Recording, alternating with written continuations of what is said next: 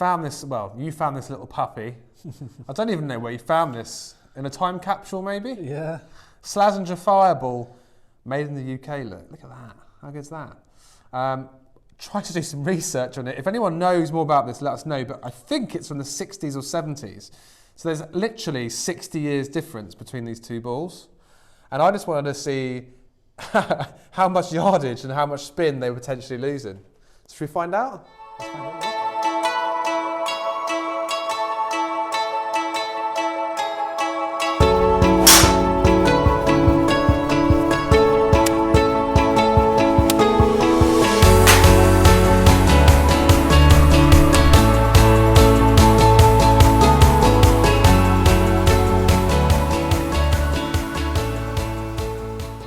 Okay, so we are going to hit a few shots. We're going to hit pitching wedges, 7-irons and drivers. Yep. And we're going to see, see what the fireball's all about. Mate, I mean, have a look at that difference in the size of these things. It's like a little ping pong ball. It's absolutely tiny. I mean, there's literally, it looks half the size.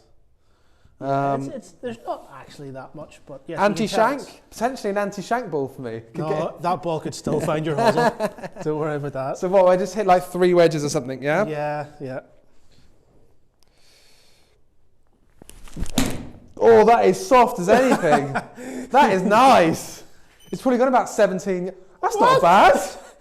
What a fireball. That's gone 116 yards. 116 yards with a wedge. But that was a well-hit wedge, mate.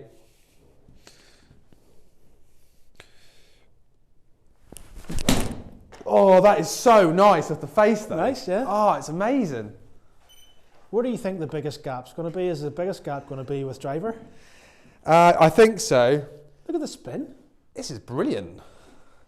It's all about the fireball. Straight as an arrow, too. Oh, that is beautiful. I really like that. And do you know what I like about it? Is it leaves an imprint on your club. It's so old. Does it? Yeah, you can see.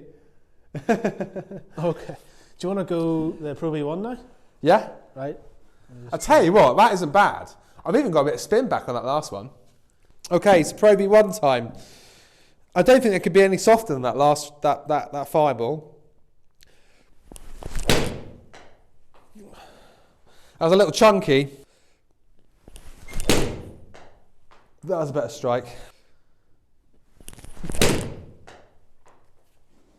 That's as well as I can strike that, mate. Yeah, sounded good.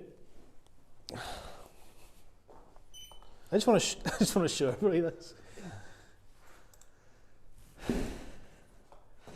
It's an absolute pinger. Look at that. So there's dispersion. Okay. The fireball is incredible. The white is the Slazenger, yellow is prov. It's brilliant. It's so nice. Right, this is where it could change though. This is the game changer. Okay, 7-iron with the Slazenger. Mate, the winner so far is that Slazenger. It's just how many rounds would you get out of it? Yeah. It's shaped like an egg.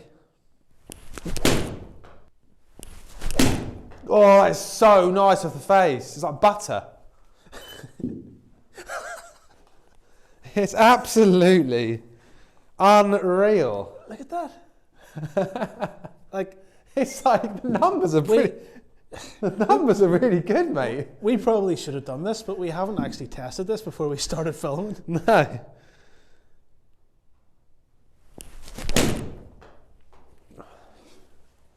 Love it.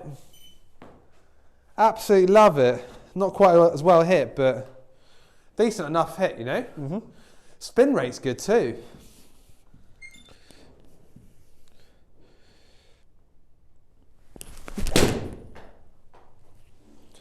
Unreal.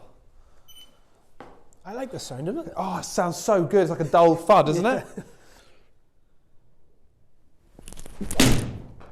That was well struck. Different noise altogether, isn't it? Completely different noise.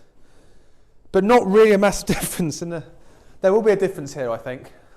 The wedge, I get it, because it's not going that far anyway, but with a 7-iron, we may see a bit of a difference.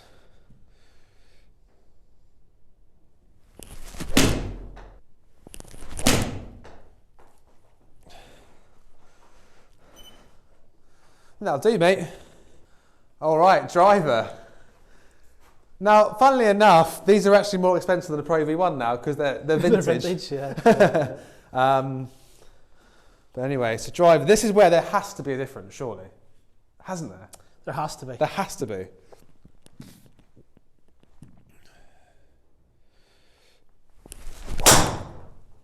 Yeah, I mean, that's so soft off the face, mate. So soft off the face. But it's not bad. It's not. It's really not that bad. It is not. I mean, that is pretty good numbers, isn't it? Look at the spin rate on it. It's 2,500 spin. That's unbelievable. Yep.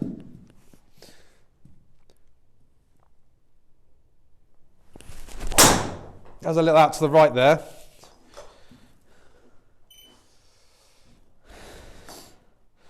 But not bad, you know, not a bad swing. Not a bad swing. I'll take that on the course. Yep.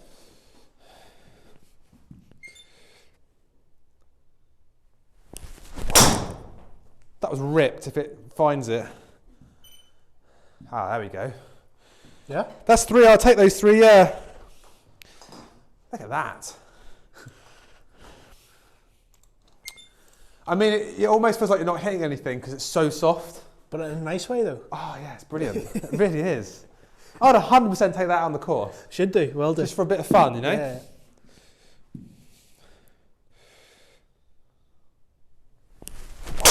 Much lighter, isn't it? Yeah, it's a higher pitch, you know, higher pitched off the face too.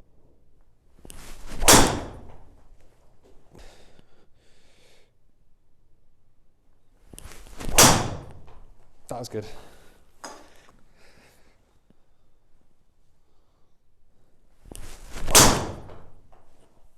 Well, that was a surprise.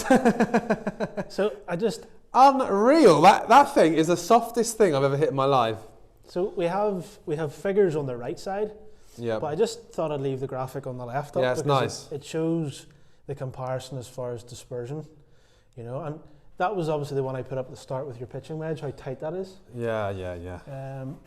The pink is the Slazenger. the Slazenger and the 7 Tight iron. as There's well. a little bit of a drop off on it, and then you can see where you're going to gain motion at the top. Can't Yeah. you? But I thought there'd be a difference from the wedge up, you know. I don't think, it may be a sort of 4-3, maybe 4 iron up. You'll see an actual, a proper difference there. Certainly as the loft decreases, you'll see more of a gain. Yeah. Yeah. So if we start with the pitching wedge, the Slazenger carried at 122 Yeah. and the Pro V carried at 124. Yeah. It spun at just over 10,000. Can I just stop you there? Look at the total. Total's the same basically. Yeah. Spin at 10.3 and the pitching wedge was, or the Pro V being 11.8, nearly 12,000. Yeah. So what's that, 1,500? Yeah, pretty much. It's the ball speed there. The ball speed drop off is about 4 miles per hour, but because there's less spin on it, it's kind of equaling out at the same, you know, distance. We go 7 iron. The Slazenger carried 161. Yeah. Going a total of 166. Yeah. The Pro V 167, Yeah. so 6 yards, and a total of 172, Okay. which is 5 yards. But the spin's the same there, which is interesting. 7 ones. Okay. Now you are getting 4 mile an hour ball speed, Yeah. which you would imagine would happen. It's launching basically the same. Yeah. It's flying a lot higher, Mm-hmm. being the Pro V, Mm-hmm. which is maybe why you're getting that extra wee bit of carry.